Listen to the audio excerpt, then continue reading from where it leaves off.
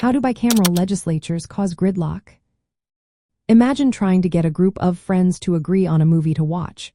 Everyone has different tastes and schedules, making it hard to decide. That's similar to how bicameral legislatures work in state governments. These systems have two separate chambers, often called the House and the Senate. Both need to agree before a law can be passed. This setup is meant to create checks and balances, but it can also slow things down a lot. Because each chamber has different members, rules, and leadership, they often see issues differently. One chamber might want a law, but the other might oppose it or want changes. This disagreement can cause delays or blockages. Sometimes bills get stuck in negotiations between the two chambers, especially if they have different political parties in control. When one chamber passes a bill, it has to go to the other for approval. If the second chamber disagrees, they can amend or reject it. This back and forth can take a long time. Another factor is that the two chambers often have different election cycles and terms of office. This means they might have different priorities or political leanings at any given time. For example, one chamber might be controlled by a party that favors certain policies, while the other might oppose them.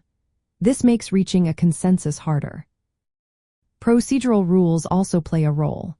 One chamber can reject a bill passed by the other, or they can add amendments that change the original idea. These rules create veto points, which are moments where legislation can be blocked. When multiple veto points exist, it becomes even harder to get a bill through. In state governments, bicameral systems are designed to balance representation and protect minority interests. But this can lead to delays, especially when the two chambers are controlled by different parties. When that happens, important laws or reforms might take a long time to pass or may not pass at all. This slows down the government's ability to respond quickly to public needs or new issues. So, the reason bicameral legislatures cause gridlock is because needing approval from two separate chambers introduces many hurdles.